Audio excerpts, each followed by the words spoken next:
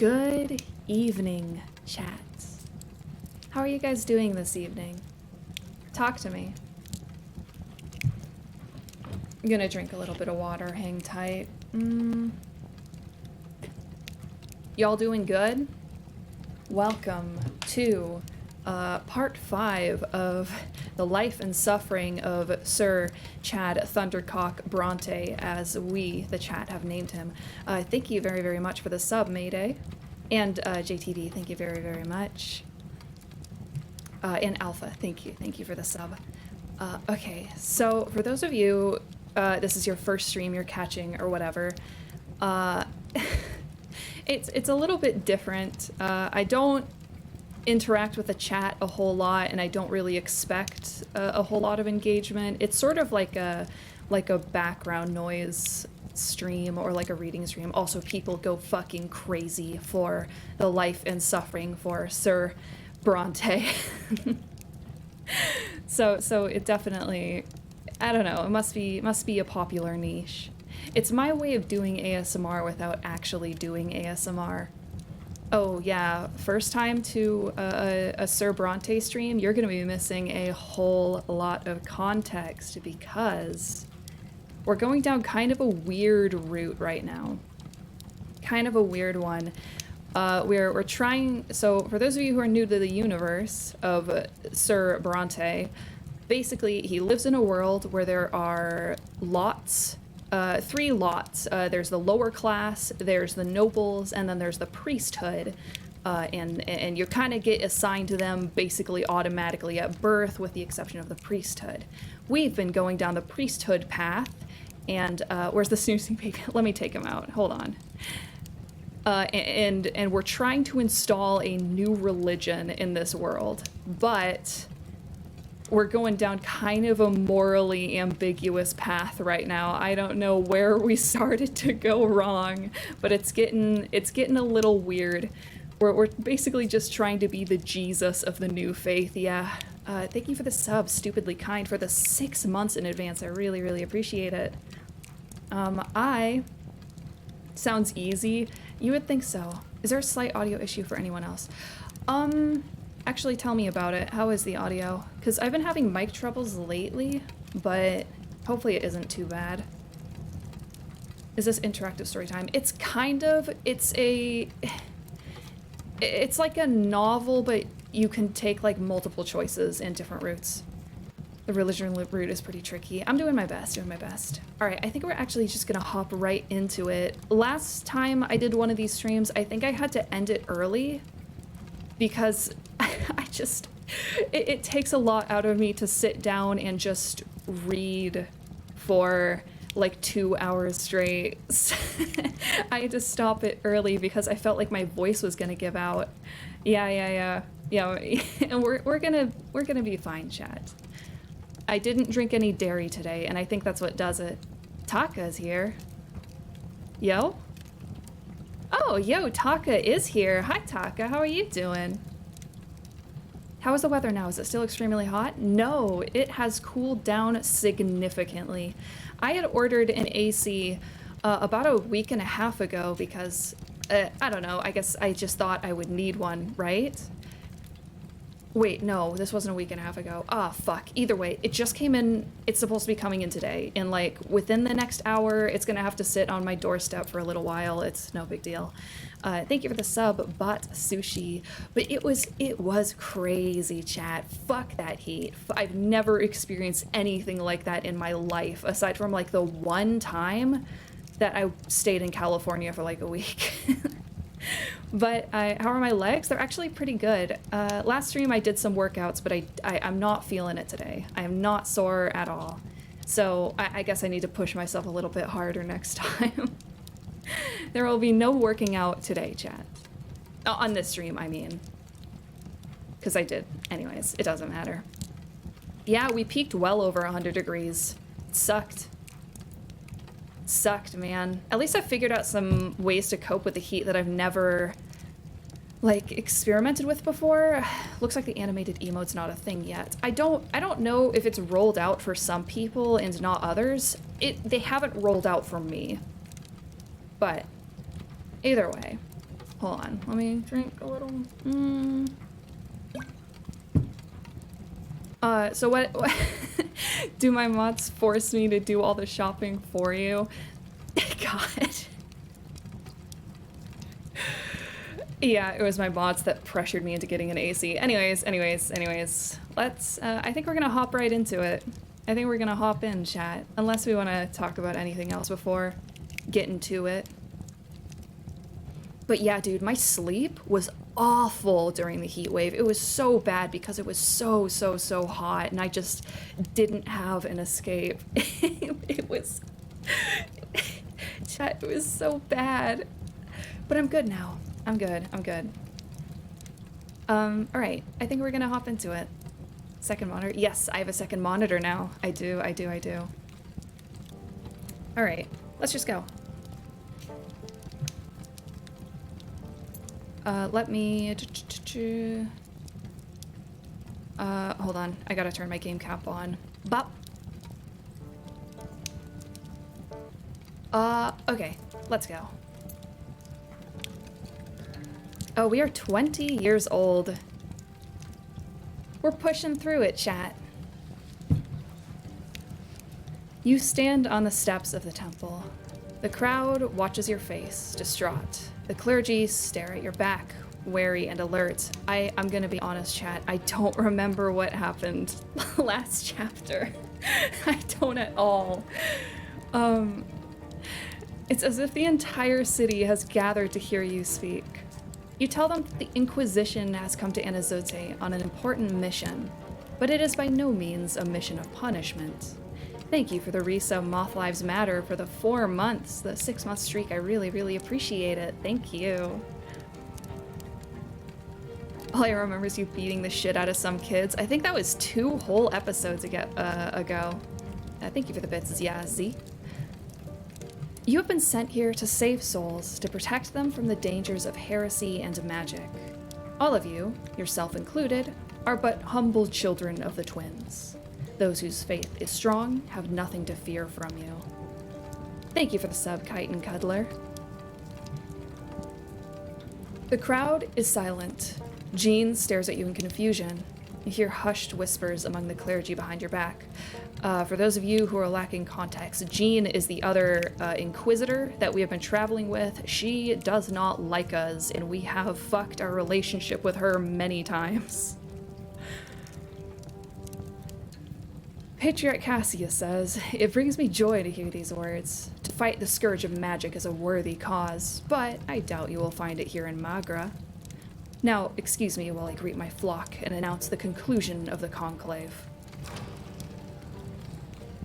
You breathe a sigh of relief only when you return to the Inquisition ward. Inquisitor Aldrich is not pleased with you, and he makes no effort to hide it. I was told to act as your mentor. The first thing I will tell you is this. You must cast away all fear and indecision. They are luxuries we cannot afford. We are the servants of the twins. We are their shield, their sword of punishment. We are the ones who must be feared. Okay, it's starting to come back to me. Last chapter, we were sent back to our home village, basically in order to threaten people. But instead, we took the option of peaceful negotiation, which is not what we were supposed to do, according to the other Inquisitors. Inquisitor Brante, you were supposed to show our strength, but instead you only showed weakness. You were supposed to remind the sinners of inevitable punishment that awaits them. You were supposed to strike fear into the hearts of the apostates, to show the flock that we are here to root out heresy and sin. But instead, you made it seem as though our mission will not affect them. You two will handle the affairs of the Order while I investigate the Patriarch's schemes. Dismissed. I don't remember Father Leonard, but apparently he likes us. Gang gang. The clergy has re-elected Cassius as the Patriarch of Magra.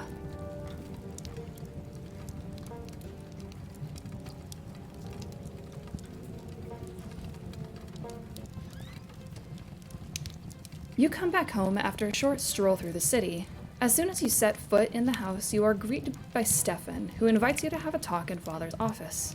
When you enter the room, Father has a heap of letters in front of him and is signing them one after another. Robert Brante says, Son, Stefan and I must discuss an important matter with you. While you were in the capital, our family formally petitioned the overseer to grant us the nobility of the sword. We have 3 generations of noble blood already. We have the right to make our nobility hereditary. Your grandfather took the steps towards the nobility of the sword as soon as Stefan was born, and now we are on the brink of becoming the El Brantes. If Overseer Gaius Tempest and the nobles of the province deem us worthy, we will receive a hereditary title. All nobles of the Brante family will remain noble forever, as will their descendants. Stefan says, Father and I do our utmost to maintain the family's position, but our goal can be reached only if our reputation remains unblemished in the eyes of high society. The nobility is watching our every step. Father lays a hand on your shoulder. He says, now this is your cause too. The future of our family depends on it. We need an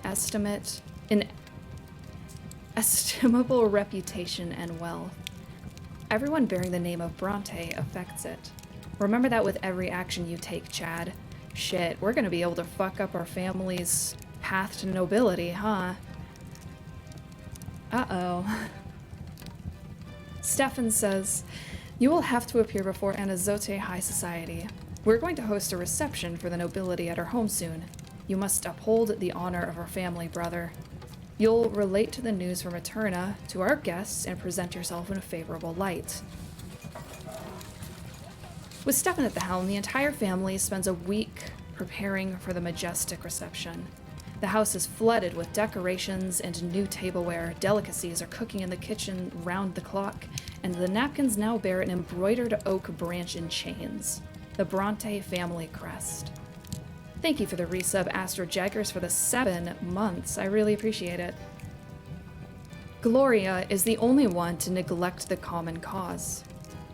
She says, were it up to me, I wouldn't be seen at this hypocritical gathering, but I don't want to let Sir Robert down. He's the only reason I plan to stay for the event. The evening of the reception has come. Dignified conversations and the clinking of glasses fill the house. Among your guests are many high-born, powerful people. Your father and Stefan dance from guest to guest, making sure no one is overlooked. Young Chad, how splendid to see you. So what was your time in the capital like? You exchange pleasantries with a high-placed relative. Meanwhile, Gloria and Mother spend the evening on a settee by the wall without drawing any attention. Neither your father nor your elder brother introduce them to the noble guests. Still, one of the young guests, a young nobleman of the sword named named Jose, keeps staring at Gloria in fascination. Your sister averts her eyes, bemused. Jose says, Lady Gloria, you are a true gem of the evening. You look so marvelously daring. I haven't seen your like even in the capital. Thank you for the sub, Carmanthus. When you walk past Gloria, you hear her hurried whisper. She says, Chad, please talk to me. This Sir Jose keeps following me. I feel uneasy. What does he want from me? I'm just a lowly commoner. Come with me to the other side of the room, although I'll probably still stand out among all these refined nobles. Look, it's Durante the painter. I wonder what's brought him so far from the capital. It would be fabulous if he could paint our family portraits. We should all be on canvas together. We're one big, happy family after all. Thank you for the resub, Sweet Victory, for the 3 months. I really appreciate it. Wine glass in hand, you cast a look around the crowded room. It is time to choose how you will spend the evening. Ooh, I mean, I guess we only have one option. Like, we could look at these, but we don't have the stats for them. Yeah, choose. Unfortunate. I guess I can't linger on it too long. We only really have one option here, unfortunately. You take your mother and sister by the arm and lead them to the middle of the room. You ask if you can have everyone's attention for a moment in order to present the hostesses of the evening. May I present Lydia Brante, wife of Sir Robert, and their daughter Gloria. The guests avert their gaze in confusion. Mother bows with difficulty in response, while Gloria supports her by her shoulders. Lydia says, "My esteemed guests, it is a great honor for us to have you in our home. Although we are not of noble descent, the Brante family will always strive to give you the welcome you deserve." Father, dumbfounded, walks up to Mother and takes her hand. Sorry, my phone is going off. Let me silence it super quick. There we go. You order the musicians to start playing. Father has no choice but to dance with his wife. The guests whisper disdainfully to one another, but maintain decorum and join the dance. Stefan, furious, rushes up to you. He says, "How dare you? You're not a child anymore, Chad. Why draw the nobility's attention to the fact that we still have all these commoners in our family?" You retort that this is what the Brantes are. If Stefan is so concerned about his family, he has to acknowledge the existence of Lydia, Gloria, and Nathan and not try to conceal them from the rest of the world. With an aggrieved air, Stefan rejoins the guests. Your parents keep dancing slowly. The illness has taken Mother's former grace, but Father carefully holds her, as if carrying her along with him. Gloria watches them, mesmerized. She says, "That took a lot of courage, Chad. Let everyone see that our family is more than our title and position. We're people too. Thank you for the bits, Twisted, FGC, been giving my love to all the VTubers who inspired me to start my own creative journey and saved the scariest for last. Let's hope Full Moon Juniper doesn't do me before I start the quest. Thank you very, very much, Twisted, and good luck." Father and Mother finally finish the dance and come back to you. Mother gives you and Gloria a gentle hug. She says, "That was a wonderful idea, son.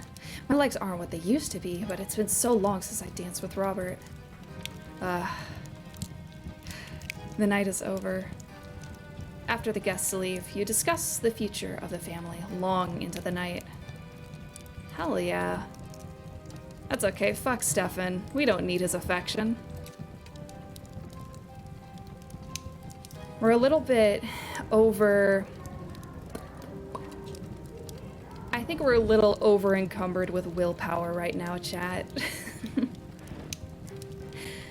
The Brante home has been uneasy for several months now. With Father traveling all over the province for his judicial duties, the animosity between Stefan and Gloria has grown into a full-blown feud. Your elder brother tries to use his position as heir to keep his sister in check and make her behave in accordance with her estate. Gloria rejects his authority. That's what we're gonna say. Their fights rock the house on a daily basis. Eventually, after returning from his latest trip, Father gathers Stefan, Gloria, Nathan, and you into his office. His somber look portends a difficult conversation. Stefan glances at his father defiantly. Gloria is poised to lash out and run away. Nathan quietly keeps to the side. Thank you for the resub, Golgari Janitor. Thank you very much. Robert Brante says, "Children, for a long time now, our family has been striving to become nobles of the sword. Every noble member of the Brante family will gain a hereditary title. This is your grandfather's dying wish." Gloria sighs loudly.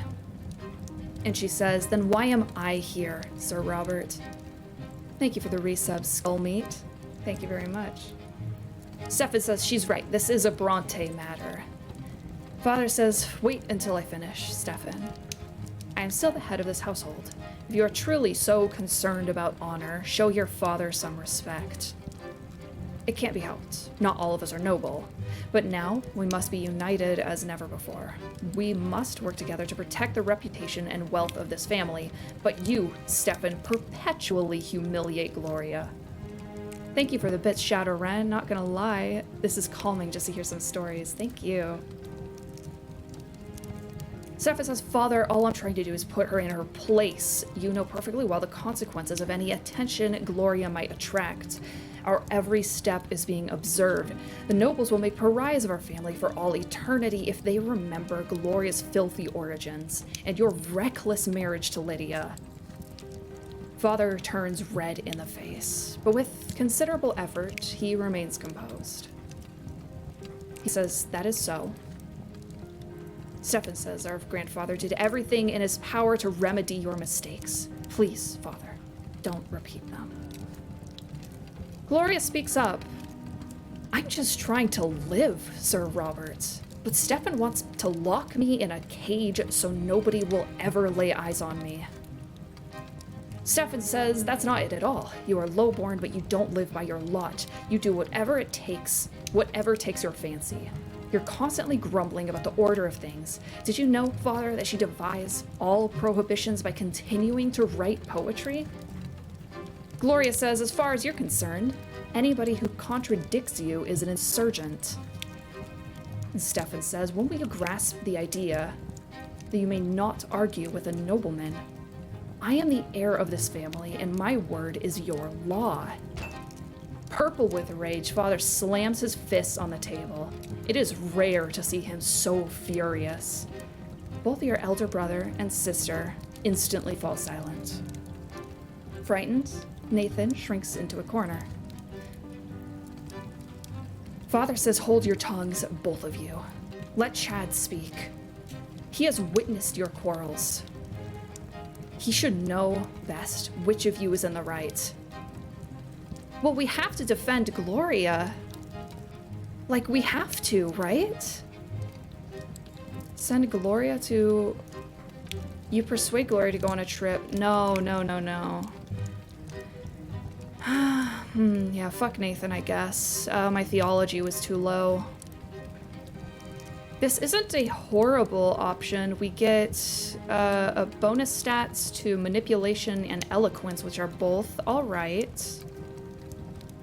It seems like we only suffer if we defend Gloria, but I kind of don't want to let her down, you know?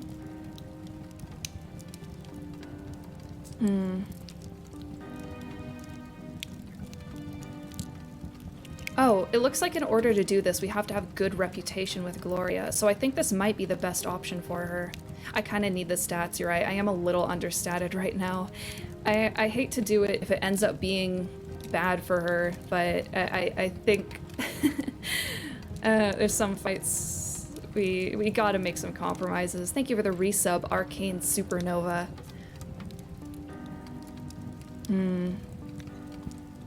You know it's a good option when the sentence ends with we get bonus stats to manipulation. I don't think manipulation is always a bad thing.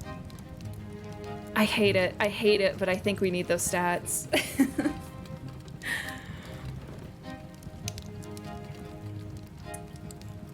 You take a conciliatory tone. You know the tempers are running too high. Your siblings would benefit from spending some time apart. They need to cool off, then try to settle their differences. Thank you for the resub, Sphinx Amunre, for the 6 months. I really appreciate it. From what you hear, the town of Valona in the southern part of the province has an excellent resort with healing springs. What if Gloria took a vacation there for a month to improve her health and have some rest by the sea? I mean, that sounds pretty nice to me. Gloria shakes her head hesitantly. She says, are you trying to get rid of me, Chad? So I won't be in your way? What am I supposed to do at some twins' forsaken spa? You patiently explain to Gloria that she'll be able to enjoy some reading, find inspiration in contemplating the waves, and ponder on her future. And then, when she comes back, she and Stefan will calmly discuss their issues. Finally, Gloria gives in. Stefan says a trip to Valona will be costly. I'd like to know who will pay for it. Speaking first and foremost to your father, you argue that peace in the family is worth any expense. Father says the two of you should indeed spend some time away from each other.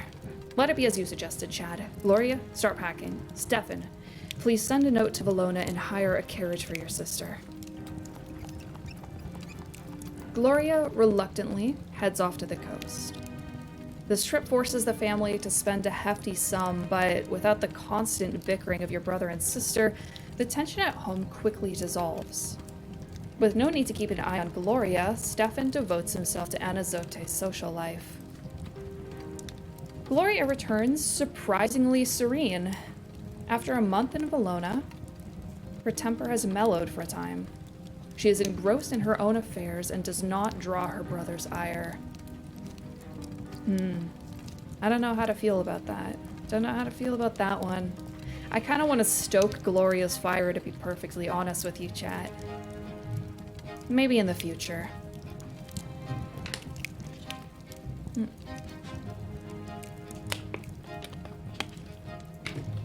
Unity of 10? Cool. Alright. You work for the day. You work. What? Your work for the day is finally done. You hurry to a family home, where peace and tranquility dwell again at last. Still, you've grown used to the idea that this peace could be disturbed at any moment. As you enter, Father walks down the stairs to greet you. He smiles, happily and warmly. Chad, Thundercock, my dear son. You're spending so much time at work. Look, you can barely stand. You need some rest. Please, stay at home with us for a while. Surely your work can wait. You've earned yourself a moment of respite. You consider his words for a moment and agree. Overjoyed, Father takes your hand and leads you into the sitting room. You spend several days resting in the family home, where your troubles are distant and your family is close. They tell you their news. You carefully share yours. Hold on. Alright, we're good. You spend evenings together on the porch, just like the good old days, listening to Father's stories of your family's history, sharing laughter over memories of childhood. It's late now. Cicadas buzz quietly in the garden. The windows of the bedrooms glow with a warm light. You recline in a wicker chair with a glass of good wine. There is no place like home.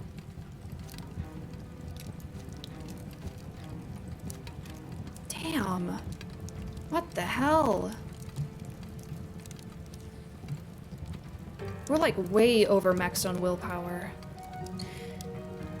Two powerful lords have been struggling for power in Magra for over 2 years now. The new overseer of the province, Gaius Tempest, cannot seem to rein in the obstinate spirit of Archduke Leonard. Unwilling to accept that he is no longer the overseer of Magra, the Archduke still stubbornly continues to assert his right to rule the province. Most of the Magran gentry, who swore allegiance to him generations ago, remain loyal to him even now. Gaius Tempest has publicly demanded that the Archduke recognize the Overseer's rule as legitimate. He says, "I am the voice and the will of Emperor Uther II in the province of Magra. All lands, deeds, and titles notwithstanding, Archduke Leonidas must obey his sovereign's will and heed his decree. I hereby extend to the Archduke an offer of peace. Should the Archduke cease his insubordination, his lands, deeds, and titles shall remain his own." Thank you for the resub, Barbecue Man. Thank you, I really appreciate it. First greeting for your own translator, boy. Oh, wow, thank you so much. Thank you for the resub, Pale Rider. You're doing good work, BBQ Man. The Archduke's response to the Overseer was openly defiant. He said, "Since the days of yore, the land of Magra has belonged to the Milonitis dynasty. We are part of the Empire. We are the Emperor's loyal servants. However, our dynasty will not stand for such intrusion upon our lawful rights and privileges. Never before has an Archduke been stripped of his right to represent the Emperor's rule in his own province. So do not forget, Sir Overseer, that the highest noble families of Magra have sworn fealty to me alone." Neither the Archduke nor the Overseer will relent, but both are too powerful to be readily disposed of. The bad blood between the two Archdeans has festered for too long, and the common people have begun to pay the price for their strife. Stripped of the Overseer's tax privileges, the Archduke Milonitis has decided to impose his own levy upon the citizens and villagers of Magra. The commoners are now forced to pay taxes twice, first to the Overseer, and then to the Archduke. This double burden is too much for the common people of Magra to bear. Many have refused the second tax outright as a lawless measure. Check DM on Twitch audio. Hang on. Oh, please don't DM me on Twitch. I don't check my Twitch DMs. Is audio clipping? Is it not too loud? It does clip out. That's very odd. I'm really sorry. It's crispy. It's garbled. I wonder if it's an audio, a connection issue. Hold on. My stream quality is good. Checking that the mic is plugged in properly. Let's see, chat. Now I notice some static in the audio. That's not good at all. Crispy. Thank you for the sub, Draw the Omega. Sort of static that comes out of a loose cord or connection. Check your gain. I mean, I haven't done anything different. I think I maybe...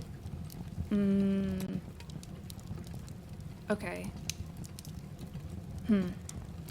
It's good on my end. I have to wonder if this might be an internet connection issue. It's fine now. Compression of your voice in the fire. Let me turn it down maybe a little bit. Is my computer on? Thank you. Thank you. I'll double check. Maybe lower it. Okay. All right, I turned down the fire a little bit. It seems like it's a mixed issue, so I have to wonder if it's maybe not on, like, directly on my end. I think we're just gonna push. Okay. Sorry if there's audio issues. I think we're just gonna go. Thank you very much for letting me know. Many have refused the second tax outright as a lawless measure, but the Imperial Legion, led by young Dorius Otten, is ruthless. Eagerly and without mercy, the Legion's soldiers collect the Archduke's due in cities and villages alike.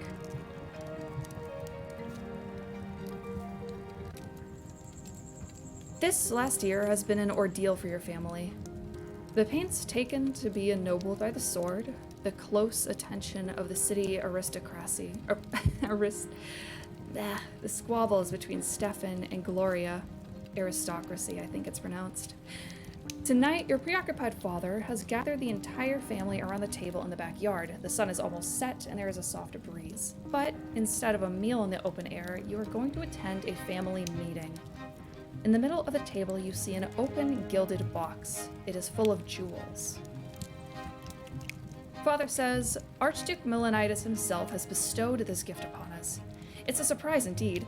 I thought you all had the right to know. Father unfolds a letter lying beside the box. Milonitis wrote in the letter, Sir Robert Brante, I bestow this precious box upon you and your family as a symbol of the care with which I will treat the people of my province. Pray accept this gift, and remember with whom the loyalty of the true nobles of Magra lies. Archduke of Magra. I'm gonna have to say it once. We're gonna call him Tarquinius of the Milonitis. The family stares in amazement at the jewels sparkling in the last rays of sunshine. Father says it's worth quite a fortune, but the Archduke is fully aware that I am on the side of Prefect Elborn and the Overseer Gaius Tempest. Could he really expect our loyalty to be bought so brazenly? On the other hand, the Archduke is not demanding anything of us, and our family has borne a lot of expenses recently. Stefan says, Father, no one is forcing you to side with Milonitis. Who are we in comparison to the Archduke anyway? We must not anger him by refusing his gift. The jewels are certainly welcome. They are worthy of being shared with the best families of Anazote. They will pave our way to the nobility of the sword. Mother shakes her head glumly. She says, Oh, Robert, I have a feeling this gift bodes ill. It may be An impertinence on my part, but I do not want our family to be indebted to the Archduke. Gloria says certainly not. Accepting gifts from Leonidas, he's infamous for oppressing the commoners and robbing villages blind with his taxes. Stefan says this isn't your decision, Gloria. It's a matter of our family's honor and reputation. Nathan says, please don't start bickering again. Let Chad Thundercock say what he thinks we should do with this gift. You are the center of attention now. Your vote will be the deciding factor.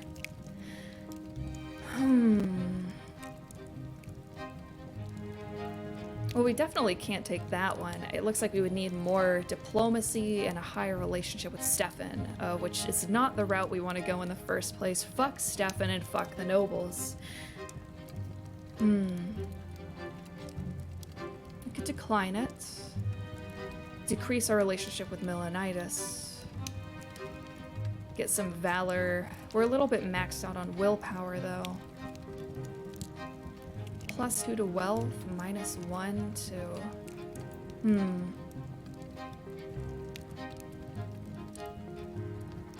You guys have any hard opinions? I'm tempted to decline it, but, I mean, we could sell it.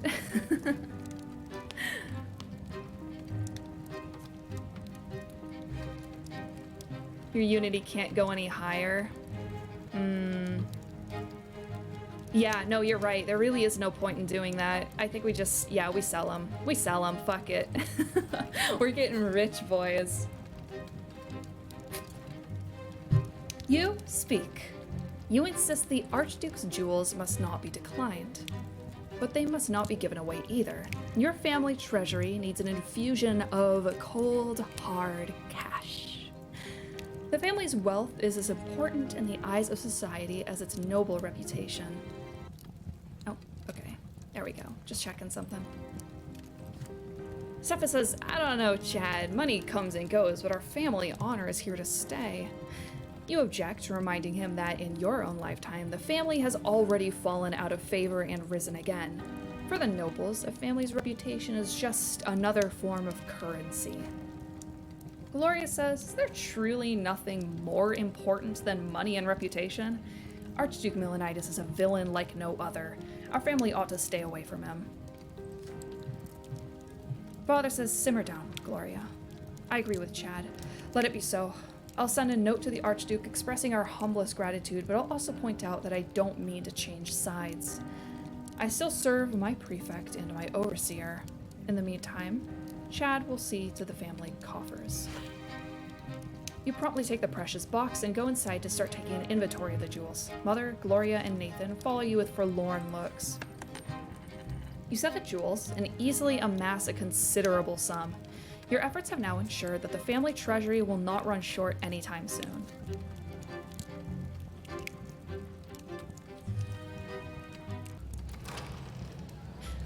Another winter has come to Magra.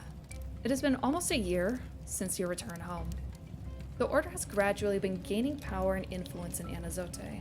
The Inquisition ward is no longer as deserted as it once was. It is now filled with the hushed voices of young inquisitors and the heavy, echoing footfalls of the champions of faith.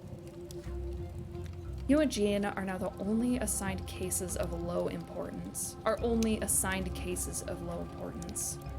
Inquisitor Ulrich has taken it upon himself to investigate all cases related to Patriarch Cassius personally.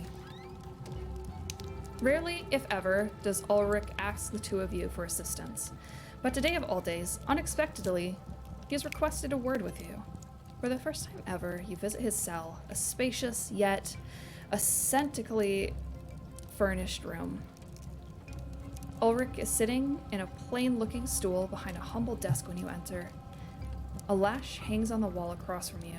There is a disturbing air about it. He says, Inquisitor Chad Thundercock, there is a certain special case I'd like to entrust you. There is a society that exists in Anazote. They study the culture of the Lattari, an ancient civilization that is long extinct. This is a society only for nobles. Most of its young members are young and carefree. You come from a noble family. You know their manners and their etiquette, which is why you will be going there. By the will of the twins, the parents of one such carefree young nobleman have found a book in his possession. An odd book indeed, and they brought it here. He points at a book lying on the desk in front of him. The front of the metal-bound tome bears an engraving. Vedas of Lattari people, a translation by Master Newman, professor of the Imperial College. He says, upon his family's insistence, this noble, a young man by the name of Arnold L. Rancourt, paid us a visit. He claimed he had done nothing wrong and insisted that the society's meetings are just like any other noble party. The only unusual thing about them is their theme. Oh, so it's like a Greek party? Like a college Greek party? Hold on.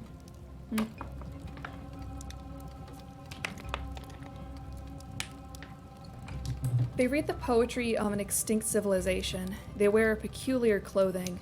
They hide their faces behind masks of gold, the same color as the skin of the Lattari. But he let it slip that a certain mystery is about to take place at their next gathering. His explanation was quite incomprehensible, but the young El Rancourt was very excited indeed. I convinced him to donate his invitation and mask to us. His code name is A.L. This society has not gained much popularity just yet, but they must have a patron of considerable influence. What if Patriarch Cassius is the one behind it, and the society is what we have been warned about? One way or another, we must arrest the heretics and make Cassius pay for allowing such a sect to exist. Your mission is to find out what they're up to. You must act quickly, before they learn that we have El Rancourt. My squad of champions of faith will follow you. They will assist you in rounding up the apostates. You nod. At last, you finally have an important case to investigate. You recall the history books you read and studied long ago. The Lattari were an old civilization, an ancient race of magic wielders who worshipped false gods and even enjoyed a brief alliance with the Empire. Around 200 years ago, the Lattari disappeared from the face of the world just like all the other lesser civilizations. Some interesting bit of world building. Father Ulrich presents you with a gilded mask. The society's meeting place is a noble mansion on the outskirts of Anazote. As you ride a carriage to the Lattari society, you lean back on the cushions and close your eyes. What do you know of this dead civilization? The most important thing you can remember is that the Lattari believed that true existence was the product of their own will. They thought the world around them was an illusion, a dream of their own making. You cannot help but to wince at the thought. The world was created by the will of the twins, not the will of mortal creatures. No wonder they rid the world of the Lattari. The carriage stops.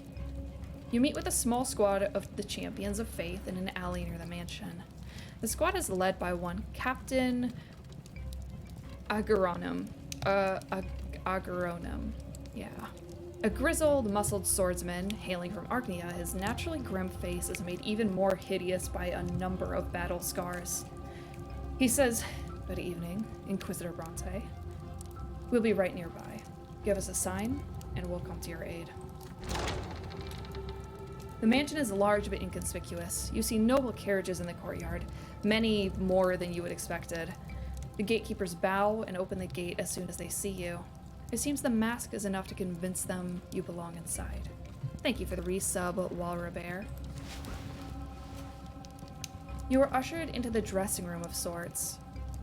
A change of clothes already awaits you inside. It is unlike any garment you have ever seen, a square of flowing, sparkling cloth with clasps and cords to keep it in place.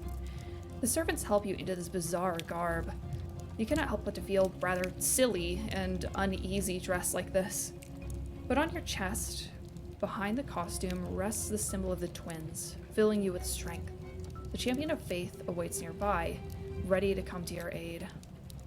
You can do this. Next, a large hall. The windows are covered in black cloth to keep prying eyes away. What seems at first to be a strange performance is playing out before your very eyes. You hear droning, unfamiliar music coming seemingly from nowhere. People fill the hall dressed in flowing robes and delicate gilded masks with narrow slits for eyes. People stand and move unexpectedly close to one another, their hands on each other's shoulders as they talk. You approach one of the groups, hoping to overhear the subject of the conversation, and almost recoil when several arms reach out at once, attempting to grasp you tenderly by the shoulder. Steeling yourself, you put a hand on another person's forearm. You do not remember the last time you allowed yourself to touch another human being. The masked people seem friendly and genial. No one appears surprised by your insecurity.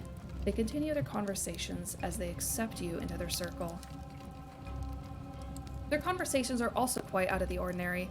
You hear unfamiliar names that could belong to legendary heroes of Lattari or people who have taken them as secret identities. You hear references to books you do not know and the emotions these people felt while reading them. You listen as though in a dream. You hear several voices singing in a distant corner of the room. There are no lyrics to the song. Each voice maintains one note, its own note. Together, they form a tender, softly aching melody. The circle of people next to yours begins to move in a strange, slow dance. Their movements are unlike any dance you know, and their entwined arms become an embrace. And that embrace then becomes intertwined arms yet again. You see golden faces moving all around, and suddenly you realize with perfect clarity that you are a part of this dance too. You are one of them, one with them. You are more than you have ever been before. It's so alluring. It's true greatness. It is power, limitless, endless power. Your back is perfectly straight now, your head held high, as though you have actually glimpsed another world through other eyes during the short time you've spent here. What other eyes? The eyes of a noble? The eyes of the Lattari? The entire world is but the dream of the Lattari. The symbol of faith grows very warm beneath your clothing. It clears your mind and helps you break free from the illusion. You are here for a purpose. Without a sound, you mouth a prayer. The younger defender of the world, aid me so I may serve thee further. Bring order back to my soul. The elder, the spirit of truth and love, aid me so I may bear thy word further. Fill my mind with purpose. You hear whispers of admiration all around you. An Arcadian woman of below average height, clad in a long cloak and a silver mask, descends the stairs into the hall. Oh, Lady Octavia has brought something truly special for tonight, says a voice next to you. And there she is, the secret patron of the Lattari Society, Archduchess Octavia Milanitis, the Archduke's own daughter, heiress to the province of Magra. She smiles at everyone gathered here, her pitch black eyes surveying the hall. She says, "The Lattari were a great civilization with a wondrous and beautiful culture. Their disappearance from the world is an immense tragedy. Thank you all for coming."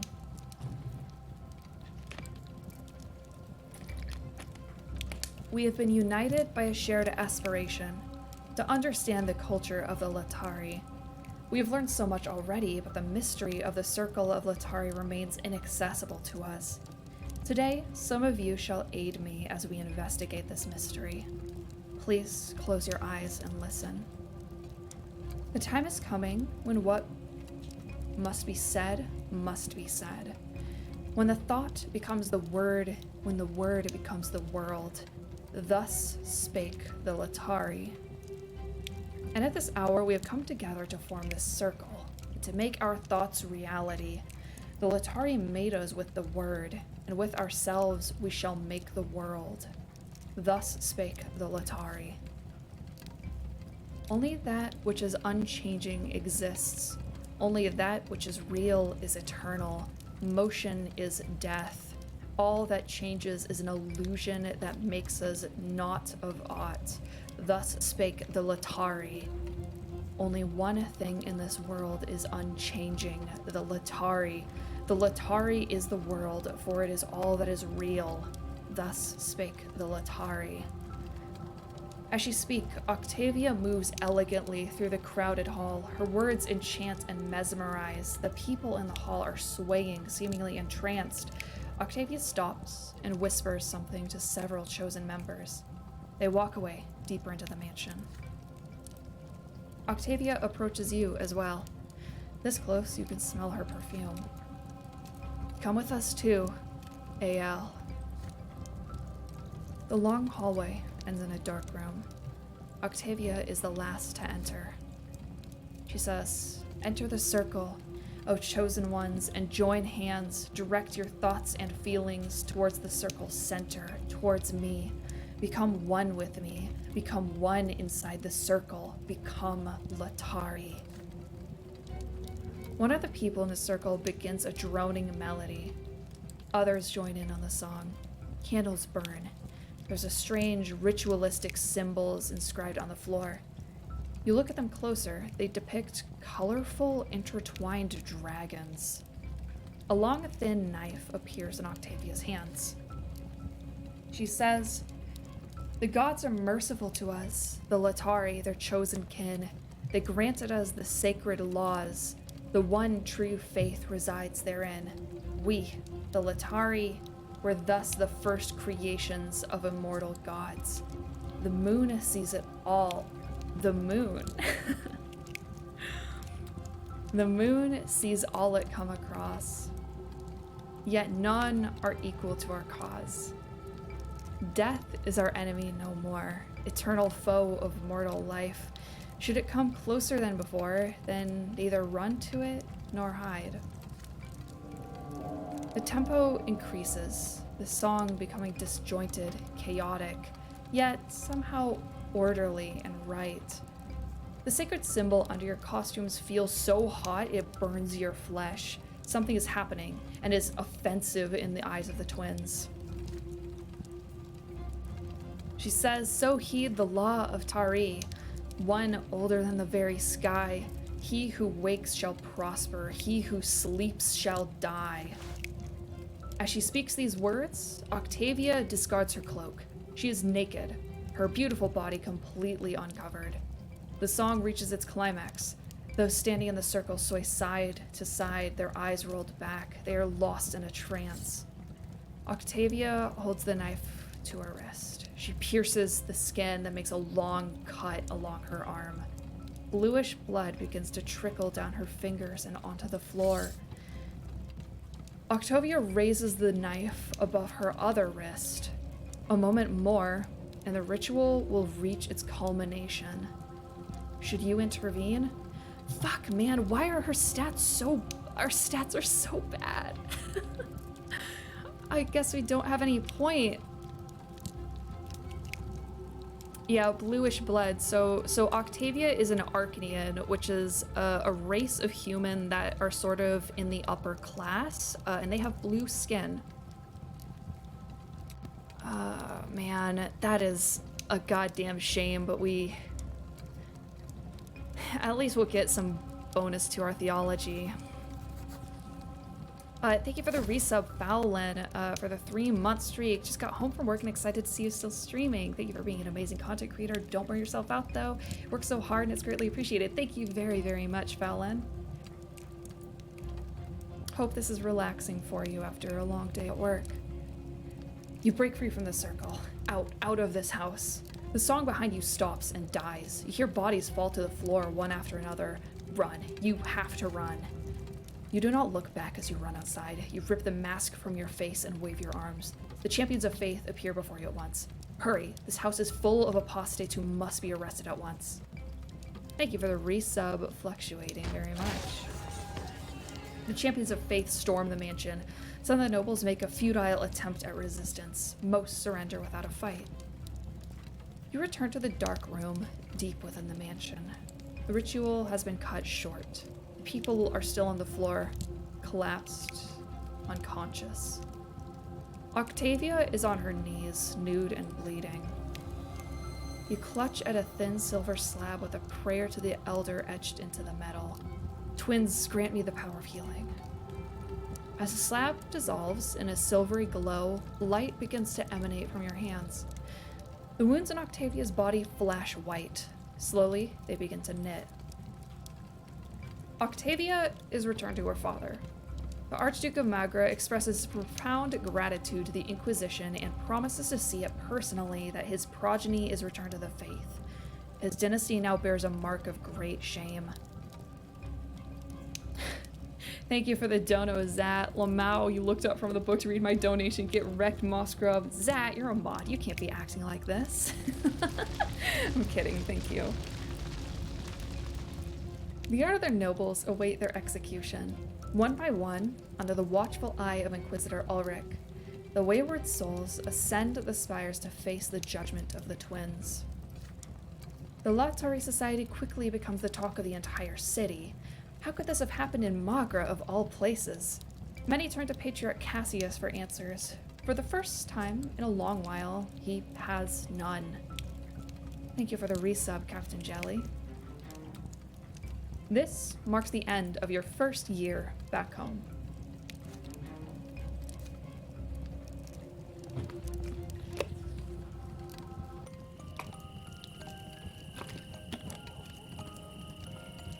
Night is falling over Anazote. The stifling heat gives way to an... Tell me about stifling heat, man. Gives way to an eagerly anticipated freshness. After a day at work, you stroll home at a leisurely pace. You turn down a side street that you have known since you were a little boy. It is as if your legs are acting of their own accord, bringing you to the place of your childhood play, the remnants of the wooden fort. So much has changed since the days when you used to play here with your little friends. Engrossing your memories, at first you fail to notice you are not alone here. A tall figure in the uniform of a Legion officer approaches you. You see unruly brown hair and a twinkle in his eye. It's Thomas. He says, "Now that's a surprise. Hi, Brante. Fancy running into you at the moment I'm back in town." Your childhood friend puts his arms around you. Our battalion got transferred here recently. We're under the command of the Magra Legion now. I'm keeping the peace and maintaining order in my very own province. Well, why don't we catch up? Let me buy you dinner. We can have a little chat, remember the old days. Thomas cuts himself short. You suddenly notice how much older he looks. His face has become sharper and rougher, and his eyes are filled with exhaustion rather than their usual mischievous sparkle. He says, "I should warn you though, Chad Thundercock, I ain't the best company nowadays. I've managed to get myself some powerful enemies already. I'm a friend who could taint your good name, so if you'd rather not be seen with me, well, I understand." The smile on his face starts to fade. "We have to have dinner with Thomas. I won't have it any other way. I don't know why we can't do this one anyways." We're not, okay.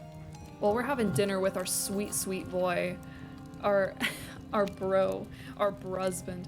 Thank you for the resub, Kong, for the 4 months. I appreciate it. You give Thomas your hand. You shake hands firmly. He says, "So you haven't forgotten your old friend, Brante. That's the way it ought to be. Well, come on then." You go to a tavern, reminiscing about your childhood antics on these very streets along the way. You choose a table in the far corner of the tavern.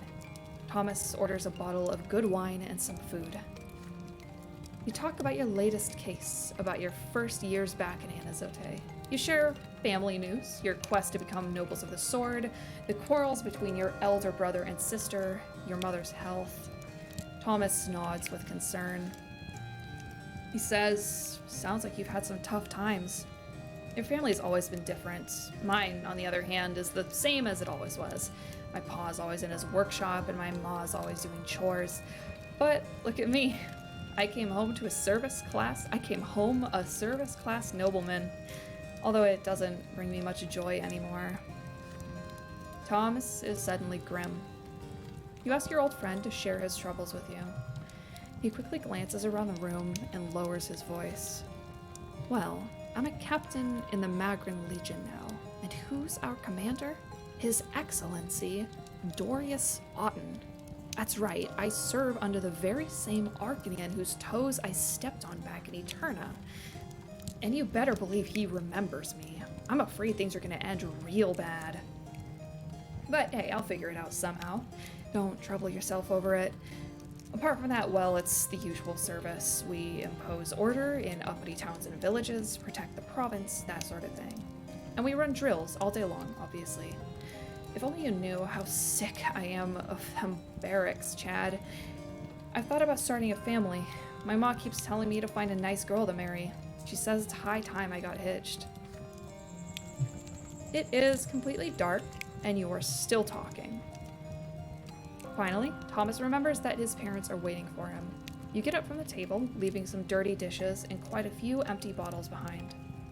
On your way out, you catch a glimpse of a nondescript figure following you to the door. As you walk alongside Thomas through your home neighborhood, you keep glancing over your shoulder, but the shadow that was following you has disappeared. Oh, I bet it's Jean. I bet Jean is following us. You reach your street and stop for a while in the semi-darkness between your family homes, just as you used to all those years ago. Thomas says, "Bye, Brante. I hardly ever come to Anazote these days. Our battalion is always on the march all over the province. But, twins willing, we'll see each other again real soon." You advise your friend to safeguard his every life. Oh, we're disgraced now?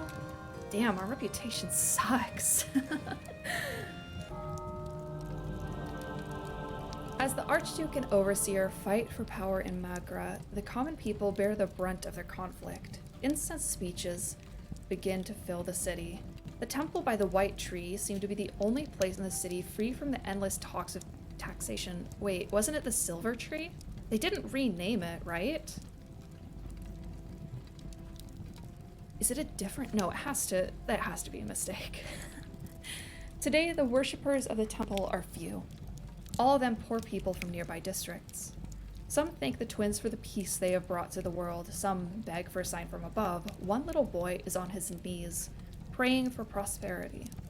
He is yet to learn that it is error to rely on the twins' aid even as you pray, for they are not our servants, but the rulers of this world.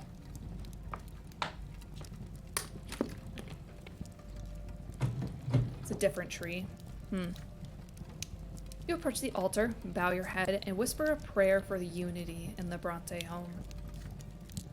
O elder spirit of truth and love, I thank thee for my family.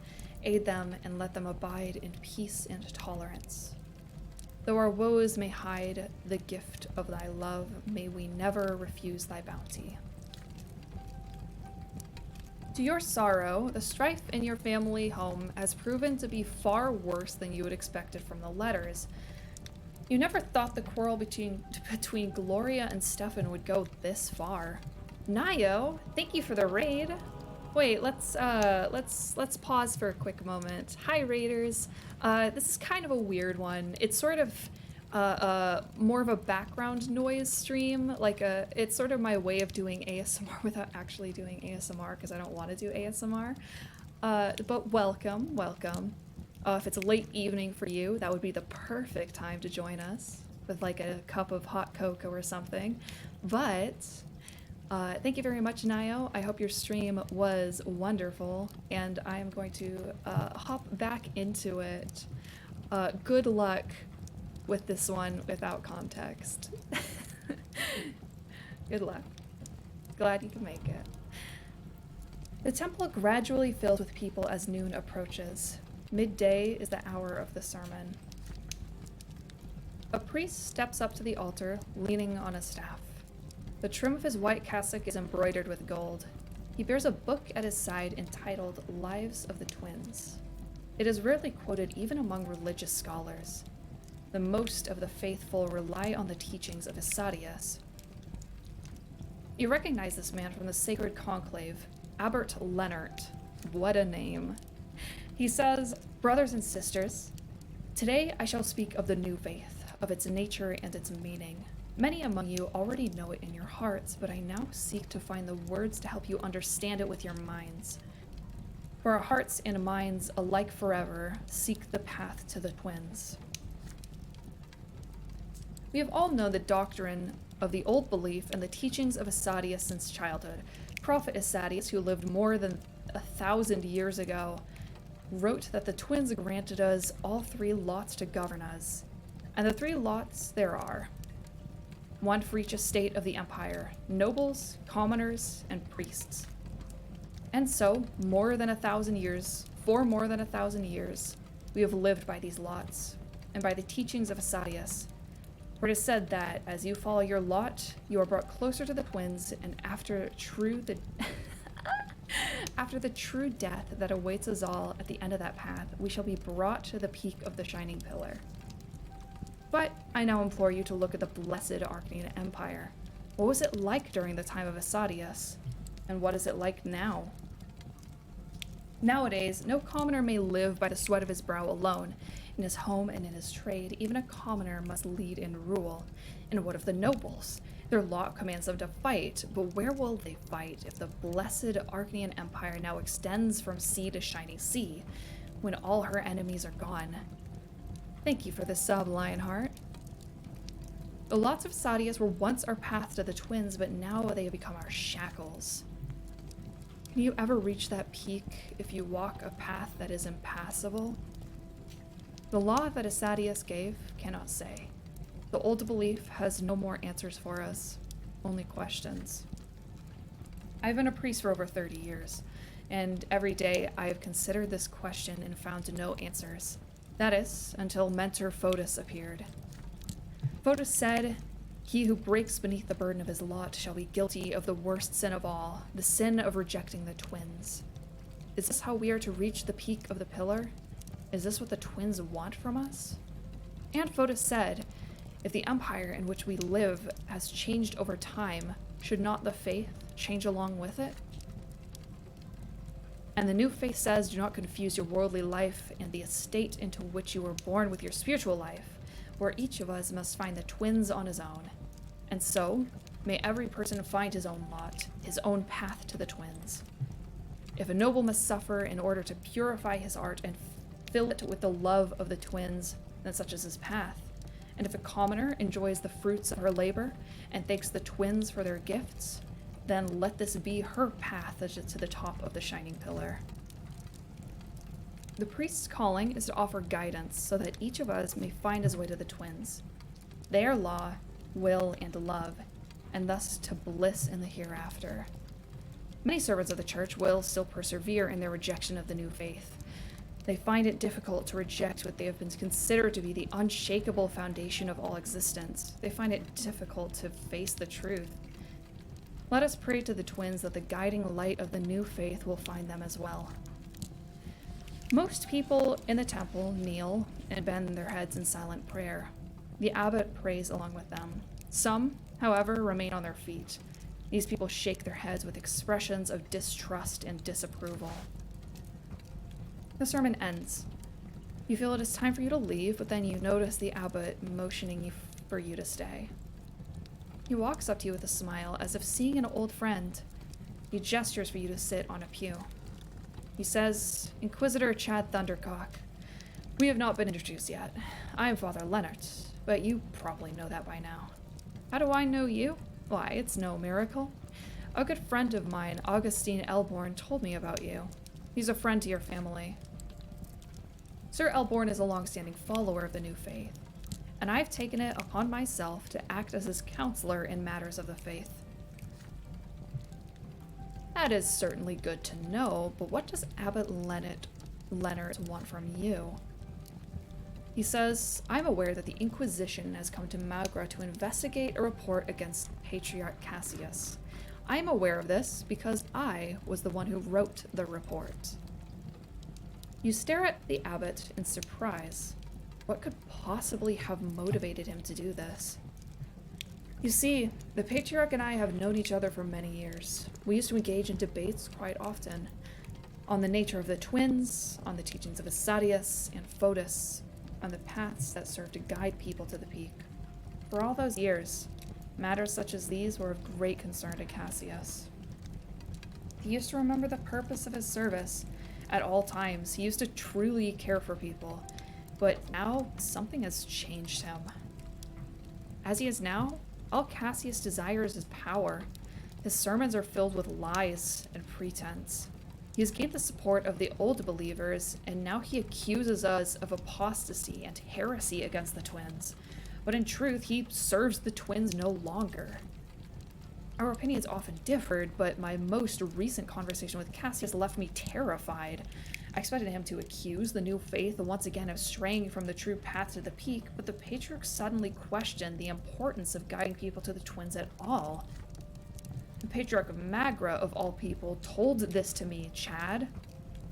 The man who addresses the twins in the name of the entire congregation, the man who must be the embodiment of purity and virtue for his flock.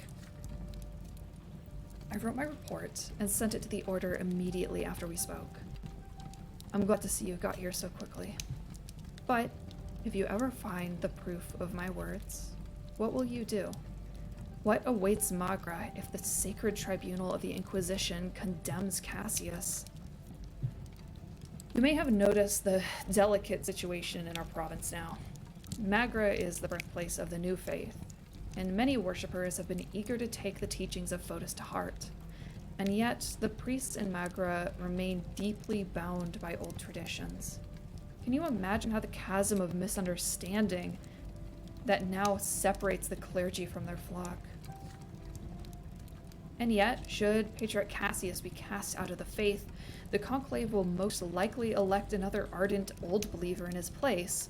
The gulf between the clergy and the fold, the old faith and the present day, it will only grow deeper. It is my opinion, however, that there is another way out, which is why I must beg you for your aid.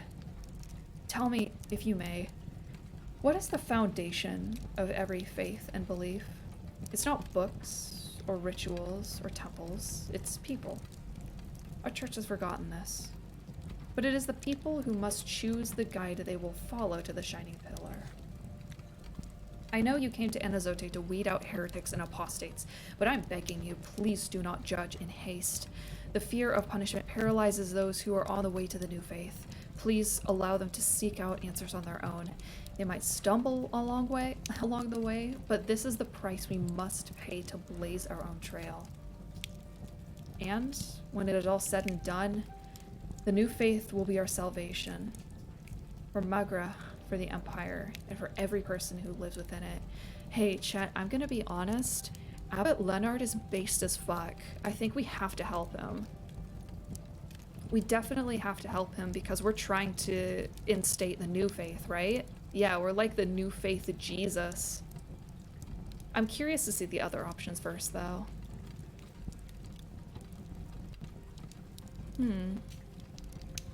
Why can't I do this one? Because we have... Oh, it... Oh, I'm taking the wrong destiny. Okay, that makes sense. He's based as fuck.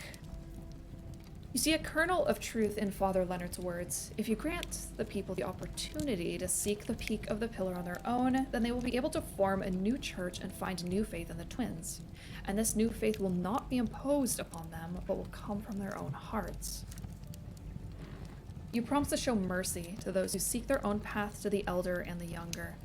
You promise to help the new faith grow stronger and find answers where the old faith could not. When it comes to electing a new patriarch, it must be done by the people and not the clergy, who are entrenched in antiquated, outdated tradition. Father Leonard smiles and offers you his hand. Thank you, brother. May the truth reveal itself to you. May it fill you. You look at him intently. After a long pause, you tell him that the truth is to follow the path of the twins with a pure purpose and an open heart. They need nothing more, and neither do you.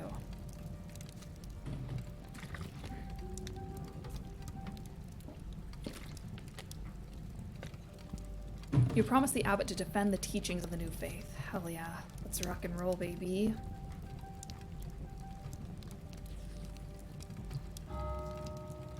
Today's a big day for the Brante family. The day your family line started, the day when you remember all your ancestors. Tonight, everyone who bears the name Brante must descend into the family crypt to keep a vigil by the tombs. This is the time to surrender yourself to your ancestors and hear their will. God damn it, I thought we would never have to talk to Grandpa again. Fuck. The entire family prepares for the event in silence. Stefan has been choosing his apparel since morning, praying anxiously under his breath all the while. The heir has a special place in the family vigil. Even Mother is planning to go with you, though Father tries to talk her out of it. Father says, Lydia, I beg you, stay home. You are far too weak for an all-night vigil in the crypt. Gloria, would you be so kind as to stay with your mother since you cannot join us anyway? Gloria answers in a muffled voice. As you wish, Sir Robert. The late Sir Gregor would only be enraged to see Mother here. We all remember how their last encounter ended. Father nods curtly, avoiding Gloria's gaze. But at that moment, your attention is drawn to a noise in the foyer. Nathan staggers through the door, stumbling over his own feet. He reeks of cheap wine and filth. He says, I'm not, late, am I? Everyone gazes at him in derision. Nathan almost falls onto Mother's and Gloria's arms. Distressed, they fuss over him. Stefan eyes his youngest brother coldly. Maybe derision. Consternation. Okay. Stefan says, I expected nothing more from you, Nathan. Why even speak of duty to your family when you can't even manage to live by the commoner's lot? Go lie down in the pantry and stay out of our sight. Father, Chad Thundercock, it's time. Let's go. Alongside Father and Stefan, you descend into the family crypt. You cannot help but remember paying your last respects to your grandfather 9 years ago. You light the lamps. Dim, eerie flames illuminate the shrine. In the middle of it stands a magnificent stone tomb containing the long-decayed remains of Gregor Brante. You take your places around the crypt and kneel. The all-night vigil has begun. At first, your ancestors remain silent. Each of you is left with their own thoughts. Then, a low murmur passes through you. The shadows in the corners of the room deepen.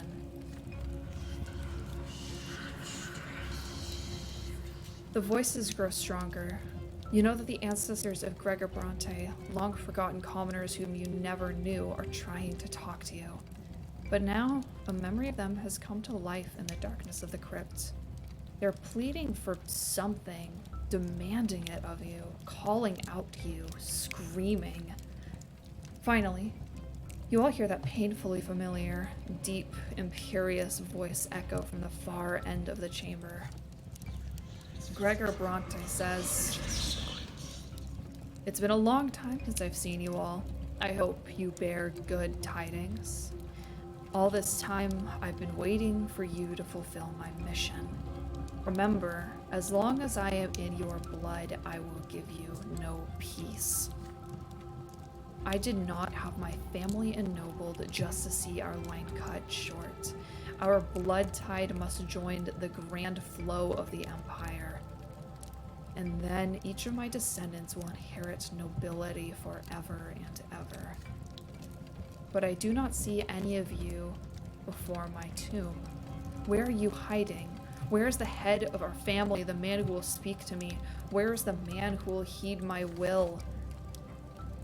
Father rises from his knees and makes his way towards grandfather's stone tomb, the source of that booming voice.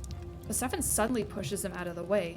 Father takes an indignant step forward, but Stefan firmly bars the way. Stop it, Stefan. You are my heir, but you are not the head of this family. Stefan says, Father, it is not you that Sir Gregor is addressing. Earning the nobility of the sword is my duty to him. He has long forsaken any hope of seeing you achieve it. You must understand that I am the one who will fulfill that duty. Stefan does not let him pass. Father breathes heavily in anger. You can all but feel the frantic beating of both their hearts resonating somewhere within you. Both your father and brother seem to have forgotten that you are here too. Even the restless voices of your ancestors have grown hushed, waiting for the outcome of this confrontation. Oh my god, this would have been so cool, but we're not a nobleman. I think we have to side with father, right? Just, like, fuck Stefan. Like, it's not, no, this isn't even a stat issue. This is that we aren't taking the destiny that lets us take this option. Yeah, we're siding with father. Fuck Stefan. Little rat boy. You block Stefan's way. Your ponderous voice fills the dark crypt. You demand that your brother step back. The head of your family is your father, Robert Brante. And so it will be as long as he lives. Could your brother have forgotten that this is part of the noble lot to acknowledge and honor seniority?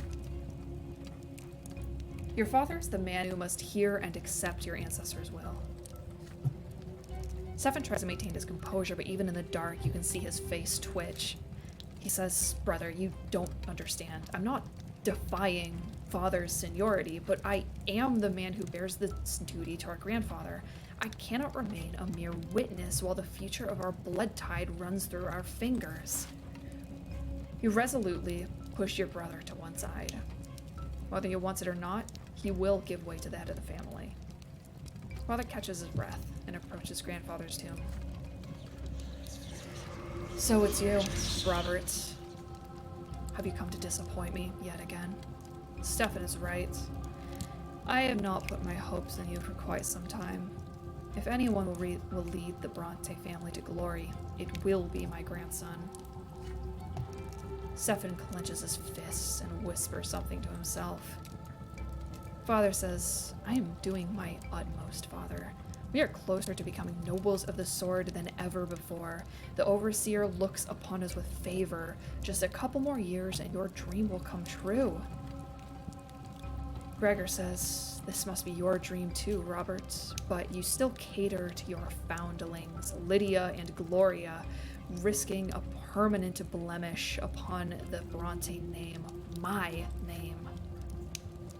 Dead though I may be, my will lives on. Heed it at last. Get rid of that trollop Gloria and devote yourself to your true family. Otherwise, you will lead our family to shame and ruin. Father hesitates for a moment. He says, no, Father, this is impossible. Even if I must defy your will, I am responsible for Gloria. My honor and my conscience will not allow me to do what you demand. You must accept this, or keep on fighting me for all eternity. The voice of your deceased ancestor fades away. He seems to have left this realm, but then his voice suddenly booms from the other side of the crypt. Stefan, you are the heir to this family. Your duty by blood is to earn us a place in the eternity. Do not take after your spineless father. Do what must be done. Cleanse our family of wickedness. Stefan is shivering. He replies in an unsteady voice. But, Gloria, I can't. Stefan checks himself. I will do my duty, Sir Gregor. Whatever the price, I will pay it. The crypt is completely silent once more. You are left alone again. You see tears glistening on Stefan's face. Without uttering a word, he goes outside. Father clasps his arms firmly around you. You feel him let out a sigh of sorrow and relief. The vigil is over. Oh no, we lost so much willpower.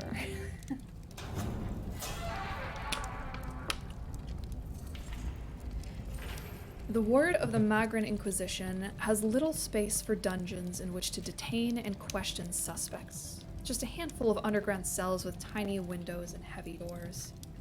You and Jean are standing in one of them, facing a man accused of heresy. 2 days of questioning have yielded nothing.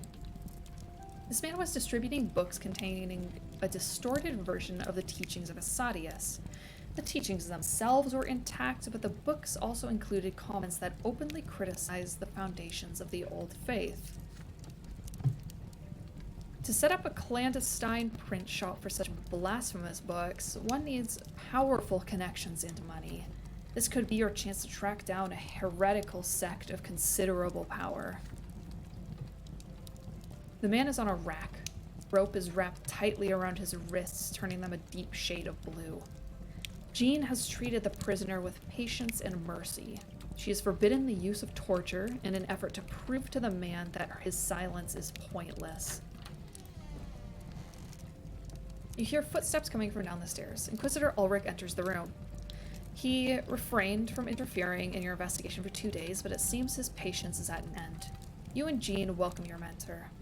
With a curt nod, he walks past you and examines the man upon the rack. Slowly, he shakes his head. He says, "I see you are in need of my aid and guidance." Remove him from the rack and put him in a chair. You humbly do as he says, while Ulrich takes great care in selecting the proper tool for what is to come. When the man is finally seated, the Inquisitor steps closer.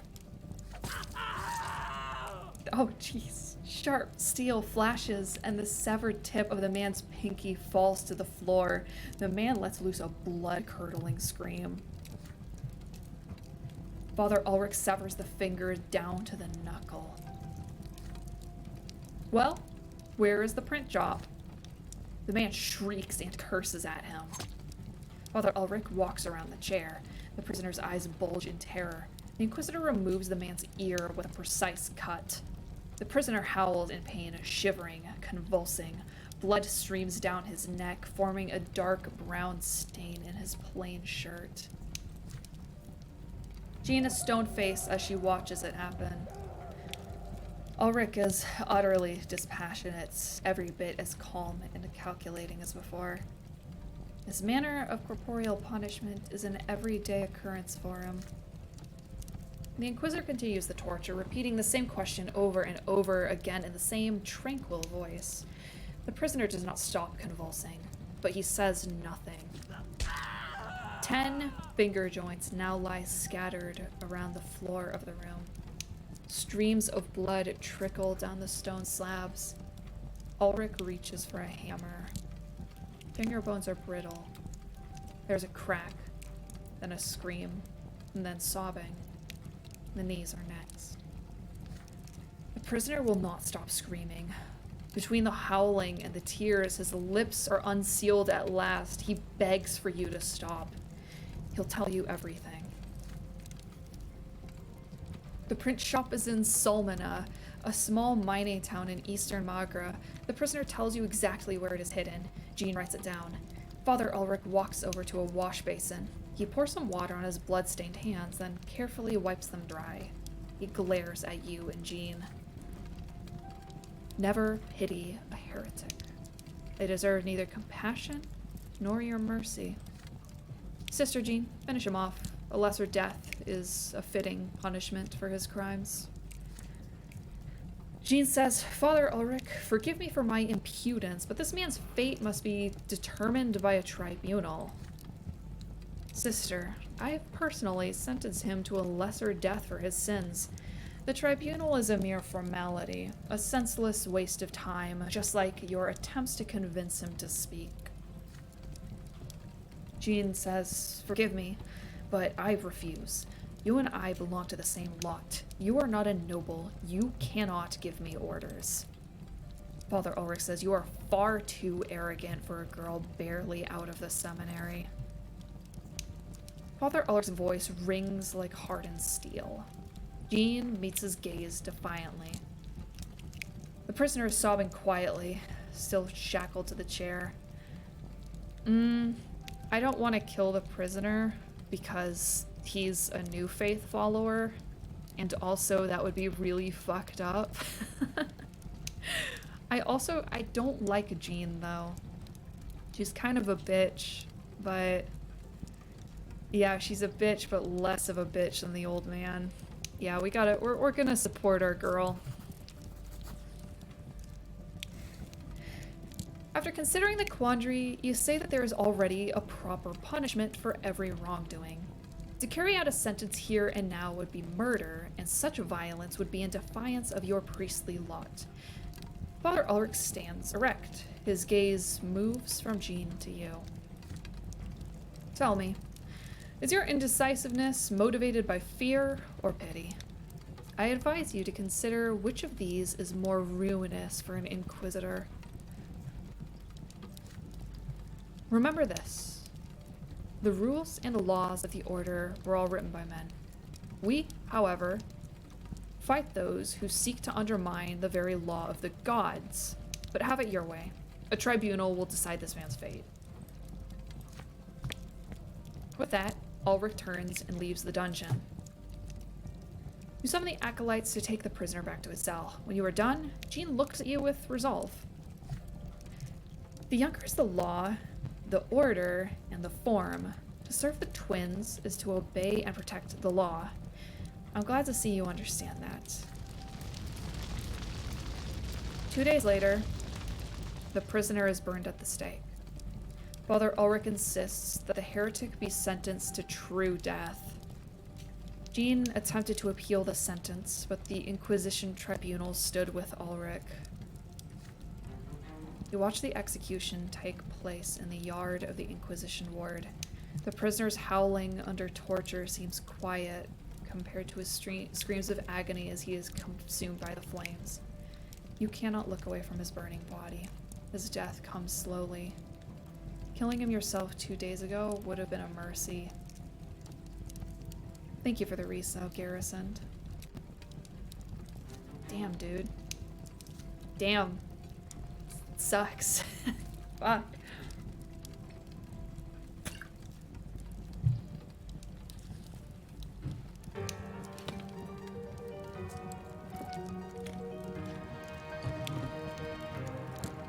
Just a few days into the year, Mayor Egmont, chairman of the Lesser Quorum and owner of several silver mines, made a speech that caused quite a stir in the province.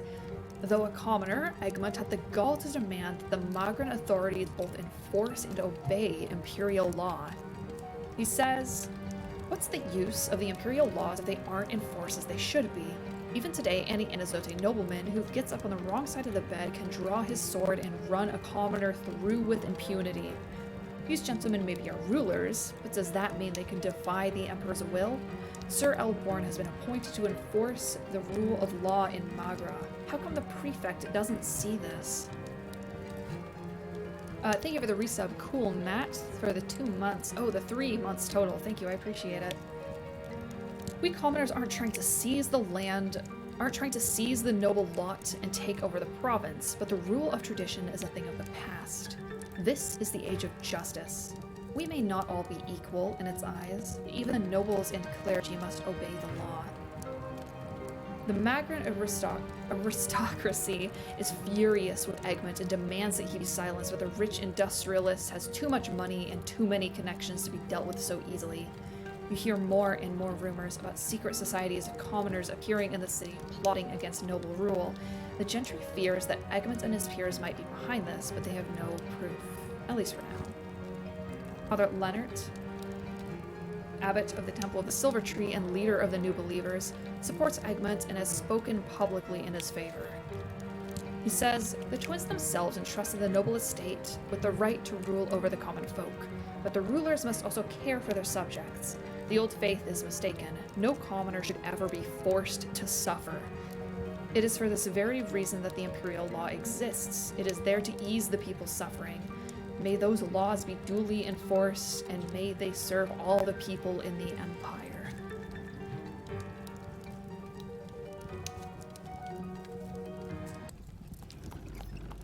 I'm gonna check the time super quick. Oh, damn, we are running pretty good.